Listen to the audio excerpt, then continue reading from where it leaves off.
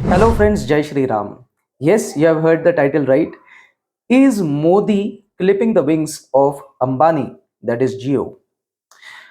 This is the hot topic nowadays because usually Modi is seen to be with Ambani and Adani. But let me tell you something about politics as well as about corporates. Politicians are not loyal to anyone. Politicians are not loyal to their own voters. So, how can they be loyal to corporates? And corporates are also not loyal to anyone. Corporates are not loyal to their customers. How can they be loyal to some politician? It's impossible. Okay, so these are all strategic alliances. Modi has also gained a lot from Ambani Adani. They might have donated, but it doesn't mean Ambani and Adani donate only to BJP. They donate to every political party, and every party, every corporate is just like that. Mahindra is also like that. Tata is also like that. And you take any other corporate in India or abroad, they fund every political party. Okay, the proportion may vary depending upon which party is in power, but they always support all the parties. You must have seen in Ambani's wedding, many opposition leaders also came. So they are like lawyers. When lawyers fight a case, they fight tooth and nail, but when they are outside, they can take a sip of tea with each other. So it's very professional for them. Okay, donations will give everybody, but yeah, then in the parliament, I will fight against you, you will fight against me, all this is fine. Maybe in the political rallies, we will fund xyz amount to BJP and xyz minus PQR amount to the rest of the opposition parties. This is all very professionally handled. And so you first come out of this mentality that Modi and Ambani Adani are together. This is a strategic alliance which may make or break in the future. Okay, so let's get started. Firstly, Modi in his first term was seen as a friend of Ambani, that is Jio. Many people say that Jio's launch was so strategic. A few waivers were given to it, few rules were changed just for Jio, so that Jio could establish itself as a market leader in such a small time. You must be knowing that Airtel was there since so many years. When I was in college, at that time, Airtel came, and Airtel could be surpassed so easily within a few years by Jio. So something must be there, right? So what all are those things? Let us see. These are all allegations. I do not subscribe to any of them, but I'm just putting them on a slide because these are anyways being talked about in the market. So I'll just let you know. Geo was launched immediately before demonetization.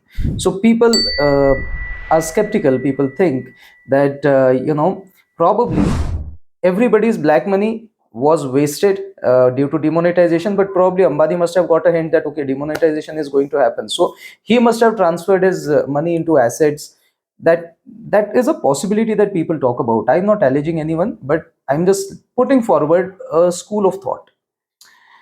Geo's launch date was in September 2016 and October, November. After 2 months, there was demonetization. So when Airtel or Vodafone or Idea, Vodafone and Idea were separate at that time, and other companies, if they had to compete with Geo, then they had to put their capital in the market, right? And if their capital was in form of black money, it can be, it cannot be, I don't know. It got wasted. Okay, see, every company may or may not, I don't know, may or may not have money collected as white money or black money. Black money means the money about which government doesn't know. That is why it is black, because you cannot see that money. The company has the money, but you don't know that the company has that money.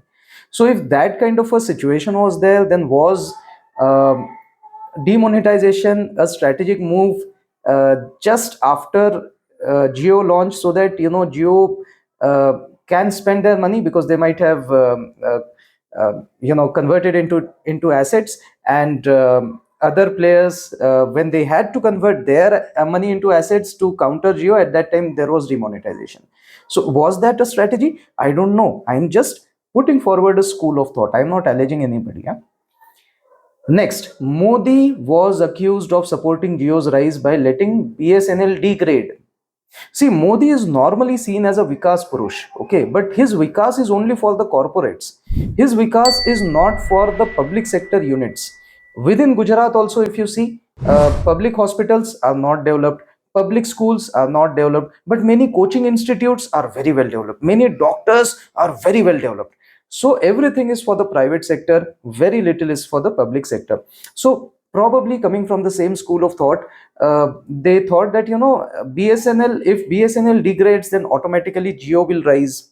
Okay, Geo and rest of the telecom companies will also rise. But was this purposely done? Was Geo purposely held back? That is an allegation. I don't say anything. People must be saying I am just putting forward the school of thought. Caravan magazine says that Modi was accused of. Caravan magazine is saying, this is the link also, you can go to it, helping Geo win the spectrum bid and expanding to a full mobility license. Caravan is saying. Caravan is seen as a leftist portal, but see, nowadays, no matter who says anything about Modi, if it is against Modi, they say, "Arey, you are a Librandu, you are a leftist, you are a George Soros agent." Okay, so take it with a bucket of salt. Everybody who's criticizing Modi is not an anti-national. Everybody who is criticizing BJP is not funded by George Soros. And BJP is not very, very loyal to the cause of India or to the cause of citizens of India. No. BJP is as political a party as any other party. Okay. So stop treating one party as a party with a difference. Their tagline is party with a difference. But there is a lot of corruption in BJP as well. Caravan magazine and many other magazines like this usually expose this corruption, but then we say, "Arey, Caravan is a leftist Librandu. So why should I believe in a Librandu like Caravan?" I don't think any magazine should be shrugged away like this. Otherwise, see, opposition won't exist only then. Then you will say that, okay, whatever Modi ji says, "Arey, Modi ke muh se nikal gaya." That is right. So, stop coming out of that bhakti bhav. You should have bhakti bhav for your religion. Don't have it for people. In RSS also, I don't like this thing that they call their sarasangha chalak as param pujaniya vagare. It should not be called like that. He's just a convener of if you say cultural organization. So just a convener, treat him like that. Don't treat him as a demigod. Same thing with current Modi Shah's BJP. Modi and Shah have become like demigods. Yogi ji has also become a demigod, by the way, and I don't like this at all. I don't like this one bit. So listen to other side of the aisle as well. Listen to the leftists as well. Not because you believe in them, but just you should know what is the other side of the spectrum saying. Okay, so that's why listen to what Caravan said in this particular article. It said, see, full mobility license it got immediately. Yeah, our country is known for its delays, and there is a sweet time required for permissions to be granted. What full mobility license just like that? Then TRAI, which is Telecom Regulatory Authority of India, that means the body which regulates all the telecom companies in India, it allows Geo to test the connectivity of its network for 253 days, which is way higher than the normal duration. So normally the testing duration that is given is very less. The permission is given for very few days testing. This Geo company got a permission to test it for almost a year. It is 253 days. 365 days is 1 year. So you can say at least two-third of the year it got the permission to test its connectivity. So itni meherbani kyun Maharaj? Kya hua? Then you see, try updated its definition of significant market power after Geo rose to power. Why are you changing your definitions? And what happened in that duration other than Modi rising to power and other than Geo coming into the market? Nothing else happened, right? So, I feel these are legitimate claims, but it's up to your discretion. I've given the link over here, and this is all as per this article in Caravan magazine. Now, public sentiment is in favor of BSNL now against Geo. Why? Because Ambani's wedding was seen as a shameless display of crony capitalism. See, I understand that Ambani has spent only 0.2% of its wealth on his son's marriage. That's all okay. But, from a common man's perspective, Seeing such a pompous marriage where return gift is a 4 crore wristwatch for everyone, for every Barati, and to see that everybody has attended that wedding, uh, everybody from every spectrum of politics, every spectrum of cinema, every spectrum of social life, like even Shankaracharya went to that wedding. So a common man starts thinking that is the country owned by this guy? I mean, everybody is attending it. Second thing is that there's no one is in opposition of Ambani except I think Rahul Gandhi. Rahul Gandhi is the only politician who was not seen in Ambani's wedding, and that's why I like Rahul Gandhi in a lot of things. I know many of people will comment in the comment section. You will give me the comment, "Arey Pappu, tu bhi Pappu, wo bhi Pappu." It's not like that, guys. See, whatever this guy says, it has a little conviction, and this is what separates this guy from rest of the politicians. Rest of the politicians, I'll tell you about Modi in my state. Ajit Pawar is NCP. He used to be from NCP, and Modi said in the morning that, in the afternoon, maybe in his rally, that Arey, Ajit Pawar is so corrupt and all. Devendra Fadnavis had said in the past that okay, Ajit Pawar chakki piecing and piecing.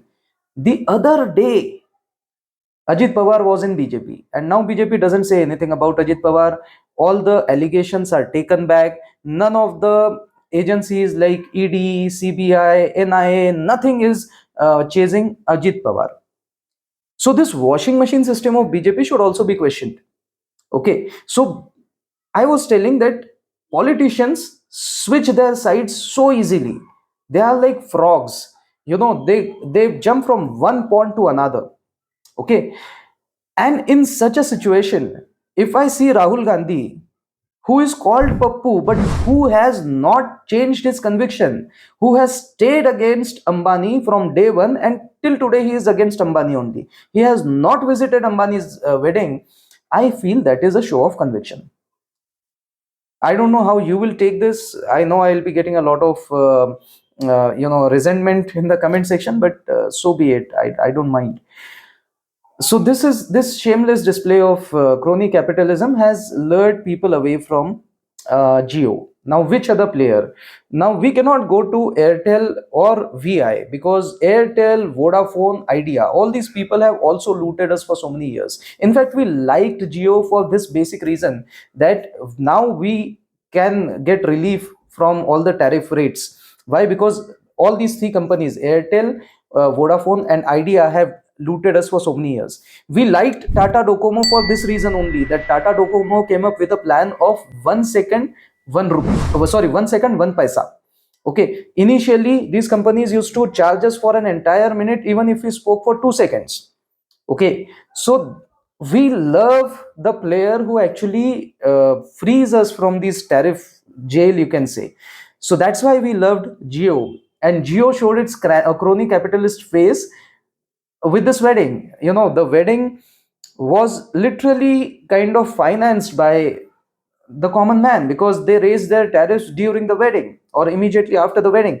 So this was seen as if Geo is, Geo has so much of money. You say on one hand, you say it is 0.2% of Ambani's net worth that he has spent in the wedding. Then why do you want to collect even that money from the people? If you are well to do, then okay, spend it on your own. I really don't mind the way someone would celebrate wedding. I don't mind so much, but then you collect the same money immediately from the people. Now that was like an insult to, and adding an insult to an injury. यानी जख्म पे नमक रगड़ने जैसा हो गया था वो. That is why people are going away from Geo. And which other player are they going towards? They are not going to Airtel, Vodafone, or Idea again. They are going for BSNL because BSNL has not raised their rates even today, when they don't have money to pay the salaries of their employees or pay pension of their employees. Even at that time, they haven't increased their tariffs. Of course, their service level has also not increased, the quality of service has also not increased, but at least they have not increased tariffs, and this is what people are liking about BSNL. Now, on 3rd and 4th of July, that is this month itself, Jio, Airtel, and VI, all of them have increased their rates by 11 to 25%. So Airtel and VI now cost you around 12 rupees per day. Jio costs you 10 rupees per day, and BSNL still costs you only 6 rupees per day. So it is half the price of Airtel and VI. Okay, and this is as per a YouTube video which I have given the link to. Okay, now so hashtags like BSNL ki ghar wapsi, boycott Jio trended for a day or two. From 3rd of July to 19th of July, means within roughly around 16 days, or you can say 15 days, 2 lakh people ported to BSNL. Means 2 lakh people who were initially with Jio, Airtel or VI, they ported into BSNL. Overall, if you say that, porting plus new customers, so that if you consider, then 27.5 lakh new customers were gained within 15 days by BSNL. So again, the source of this is the same YouTube video. Now plans, is there any plan to revive BSNL? So currently BSNL has only 2 lakh 4G users. 2 lakh in a population of 140 crore people. Only 8 lakh people are using 4G services of BSNL. Now they want to increase it to at least 10 lakhs. Oh, sorry, 10 crore. So BSNL's new ambition is 10 crore 4G users by this year end. Okay, so how many months are remaining? This is almost July end. So August, September, October, November, December, 5 months are remaining. Within these next 5 months, it wants to jump from 8 lakh 4G users to 10 crore 4G users. So if you have such a big ambition, then kuch to socha hoga na. So where is that money going to come from? So I'll tell you. It comes from the budget allocation actually. 5G rollout will happen in the next year. And BSNL has planned that all the towers which will be built this time for 4G, the same can be reused for 5G upgradation. Okay, so that is already in the mind. The equipment that they are buying is made in India. I mean, they'll be making it in India. That equipment can be tweaked a little for 5G. Okay, so they are thinking well in advance. Have you ever seen BSNL think that much, except when it was launched initially by Atal Bihari Vajpayee ji? At that time, yeah, BSNL was a game changer. BSNL gave fantastic schemes and BSNL was growing like anything. But after that, it was plagued with corruption, inefficiency. For so many years, we haven't seen BSNL perform like this or even think at that level. So something is going on. And Modi is known to run the government like a corporation. Okay, so Modi is known for immediate decisions. It should excel like anything. As a public sector normally works on a जैसे अपने ढर्रे पे चल रहा है कैसे भी, that is not the style of working where Modi gets involved. So that is why I'm assuming that Modi is behind all this. Otherwise BSNL में इतनी तरतरी कहाँ से आ गई यार? You tell me one thing. Now, Tata BSNL deal also happened for 15,000 crores. That means BSNL will be paying Tata, TCS actually, 15,000 crores. First of all, BSNL doesn't have fund to pay its own employees. Where is the money coming from? I'll tell you at the end that this money is being allocated in the budget to BSNL. So Tata will be establishing 4 large data centers. What are data centers? Data centers means the place where data can be saved. Nowadays, all the users' data, Jio, Airtel, or VI, all these companies save our data overseas. Indian customers' data is saved overseas. For the first time, some telecom companies thinking on the line that we will be having our own data centers within the Indian borders. India's data will be stored in India. See, this is a luxury that Western people think about. Western people say, American data should not leave American soil. That's what Americans think.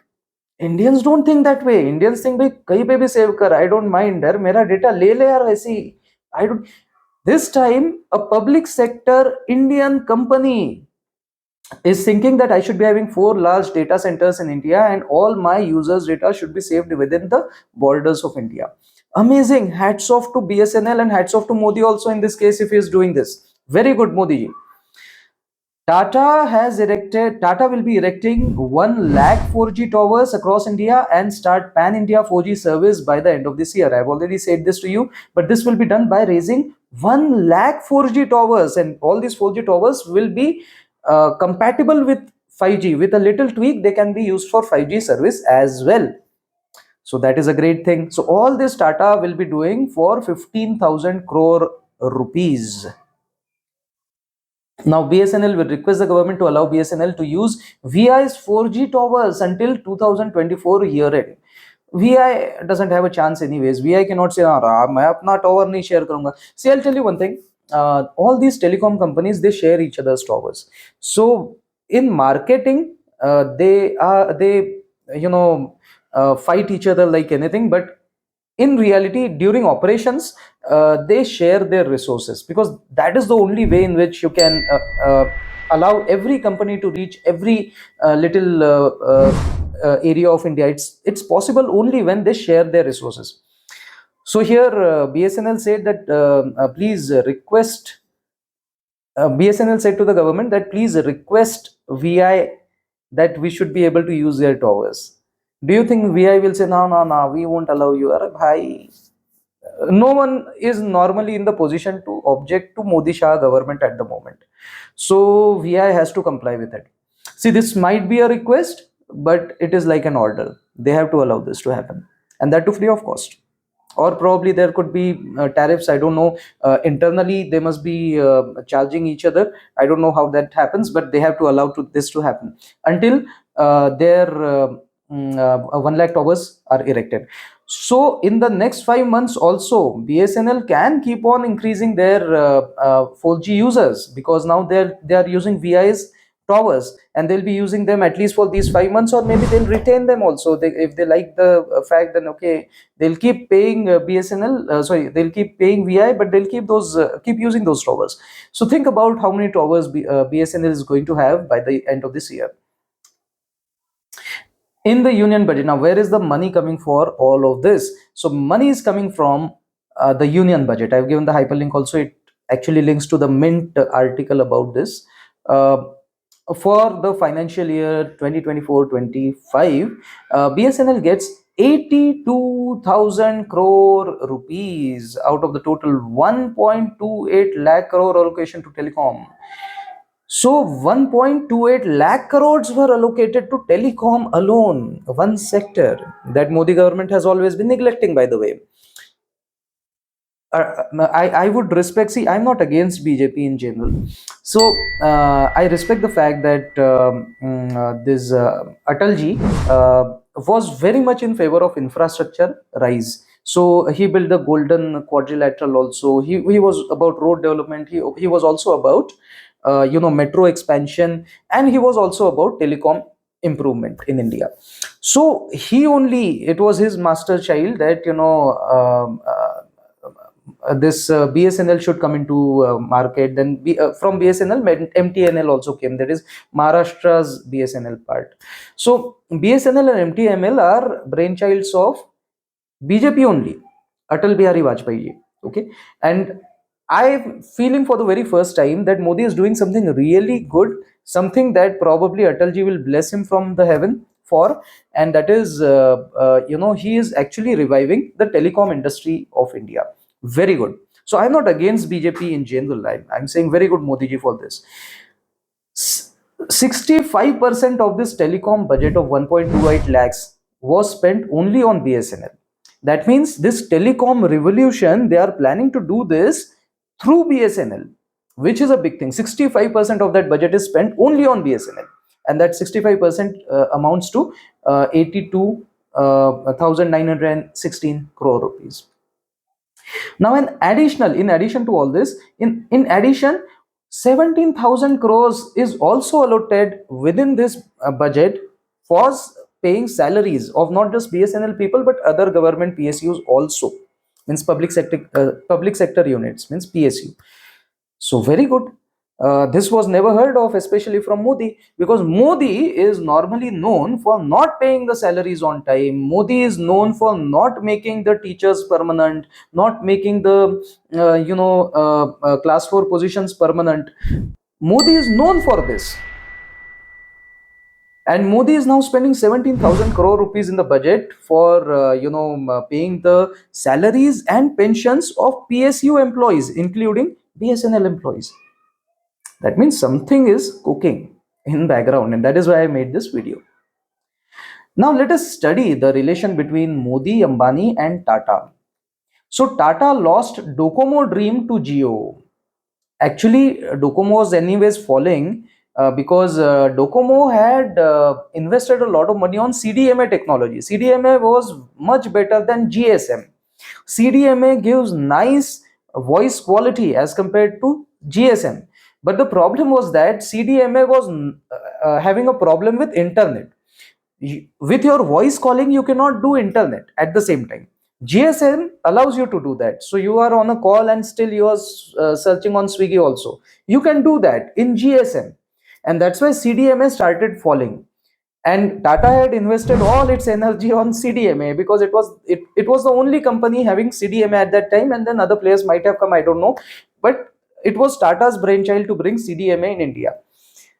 So that failed due to internet. And why did internet become such a buzzword? It became a buzzword especially after Geo came to pass. See, even before Geo, internet was becoming a buzzword. CDMA was on a downfall only. So Tata's Docomo dream was almost dead. It was almost on its deathbed. But when Geo came, it died entirely. Uh, what happened is Docomo had to sell itself Tata Docomo, which is the Tata's part of Docomo. You can say whatever. This was sold by Tata to Airtel. Okay, and this means everything that Tata invested in the telecom sector, everything went to Airtel now. And why did all this happen? Because the market was shook so badly by Jio. I'm not saying these are bad practices. See, if you come into the market, you will always like to have blue waters for you, so you will kill the competition. There is nothing wrong about it. Then only we will get the best service. So what Jio did at that time is not very bad. Yeah, if it got undue favors from the government, that is bad. But otherwise, if on a level playing field, if you're investing a lot of money and if you're doing it nicely, then I think this is healthy competition. And feeble players, weak players should be pushed out of the market. And that is what happened with Docomo. So no matter how much Tata might be, hugging Ambani, there's a photo of Ambani and Tata hugging and all. But दिल में एक टीस तो रहेगी कि यार मेरा Tata Docomo वाला ड्रीम आपने, यानी although Ambani was not solely responsible for its demise, but that dream died. वो कौवा बैठना और डाली टूटना एक साथ हो गया. So Ambani came and Docomo perished from the market. So वो कहीं तो होगा. So this is the chemistry between Tata and Ambani. Now let us see the chemistry between Ambani and Modi. So Ambani invited all the opposition leaders, even those people, to his son's wedding, who were vocal critics of BJP, vocal critics of Modi. Like you can say Shah Rukh Khan, you can say many people from the film industry who supported farmers' agitation. All of those people were invited. They danced also there. So it was like yaar, you have such cozy relationship with all my opposition people.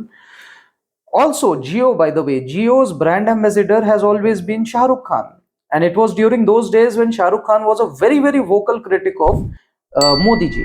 He used to say that अरे यार असहिष्णुता बढ़ती जा रही है, intolerance in India is growing. At that time, you make him the brand ambassador of Geo. Probably Modi ji did not say anything at that time, but then that thing must have stayed in his mind, right? That, ये बंदा पानी P P के कोसता है मुझे, and you bring him to your wedding also. You give him so much of respect. And in fact, BJP or Modi's political party people, they leave no stone unturned to demean this guy Shah Rukh Khan. So that angle might have stayed But then, calling all the opposition leaders to this party was like, you cross the limit now. So that must have happened. That is my take on it. So that is the relation between Ambani and Modi. Now I'll talk about the relation between Modi and Tata. So Tata and Modi are also close ever since Modi invited Tata to set up the nano plant in Gujarat after the nano plant at Singur, which is part of Hooghly district of West Bengal, faced protest. So what happened is, see, this has been the problem with West Bengal. In West Bengal, whenever a corporate wants to acquire land for setting up a factory or anything like that, they are met with a lot of opposition, because that is the history of that state. Communists stayed in that state, stayed in power for very very long in that state. So people normally have that communist ideology that all the corporates are corrupt. I understand that corporates are not particularly deshbhakta. This much I can understand, but it is also not compulsory that they are anti-nationals only. They are just normal people. See, you pick any citizen of India. I cannot say that he'll be a Deshbhakt or a Deshdohi. He's just a citizen. Okay. Same way, corporates. There is nothing special about them. They are not very Deshbhakt also. They should not be revered. At the same time, they should also not be hated.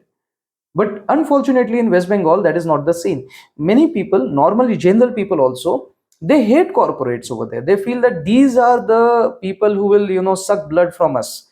No, probably corporate is just doing their job. And how will you get developed unless you allow a certain corporates, or if you at least have an environment where people can grow their income?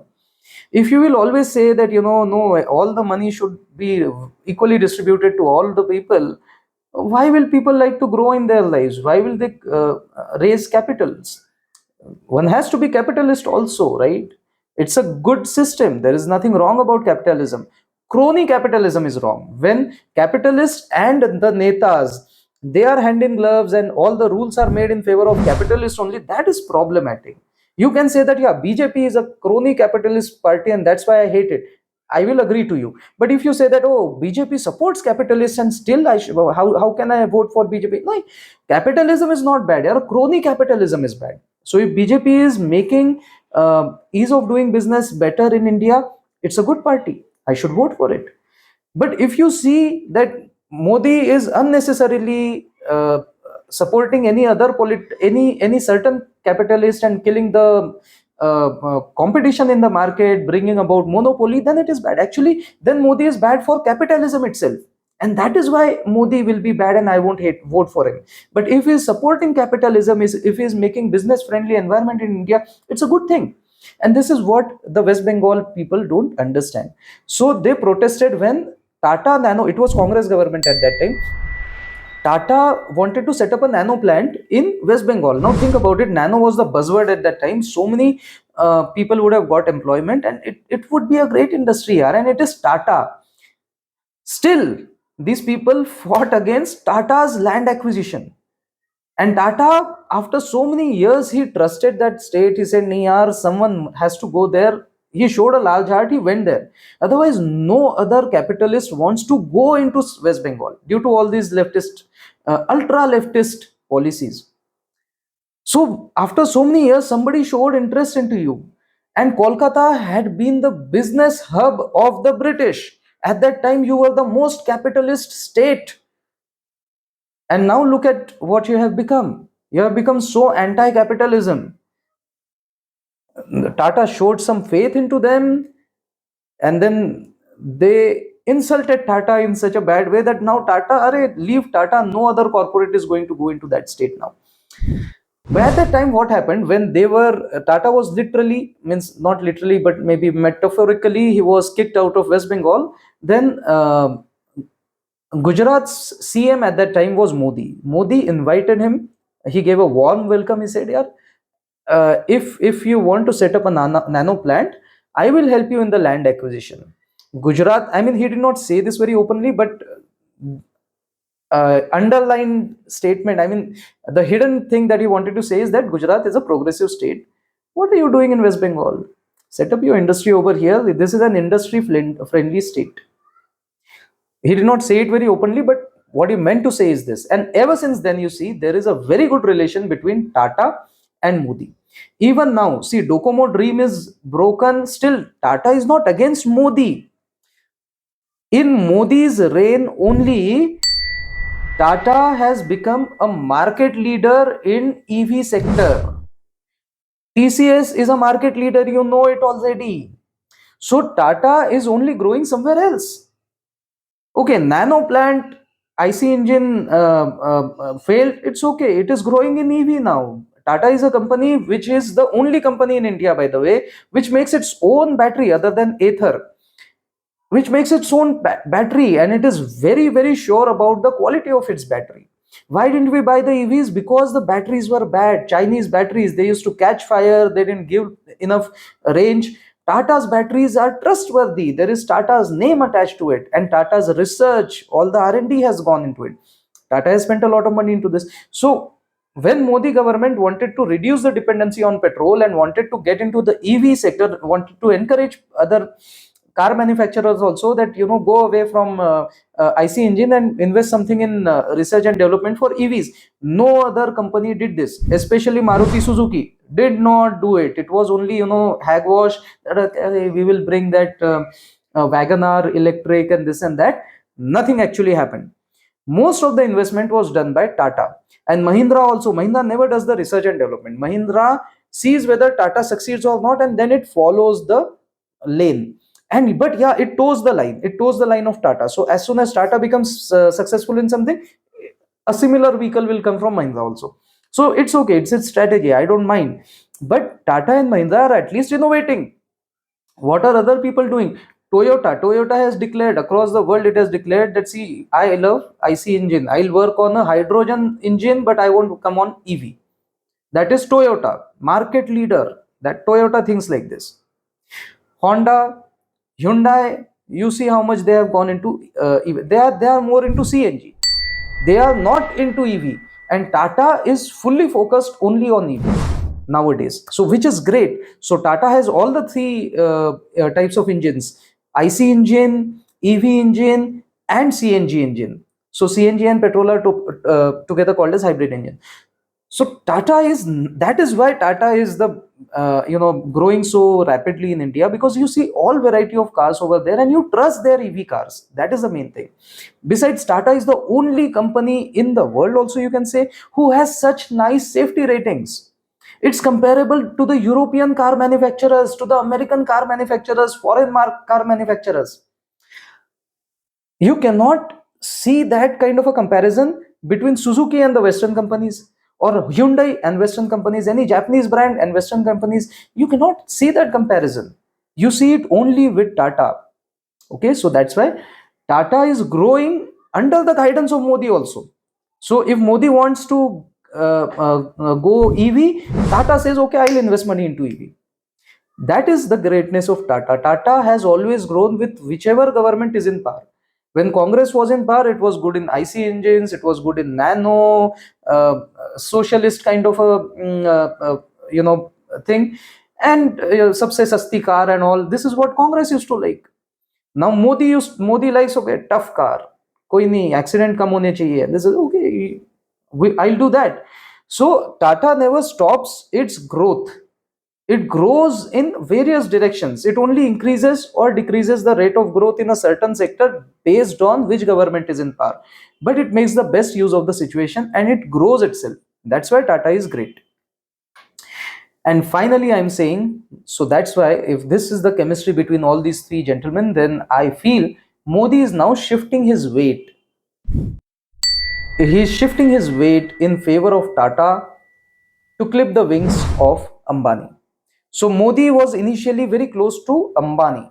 Now Modi is coming close to Tata and going away from Ambani.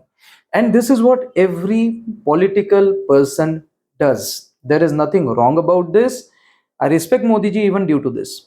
Very good. He is a clever politician.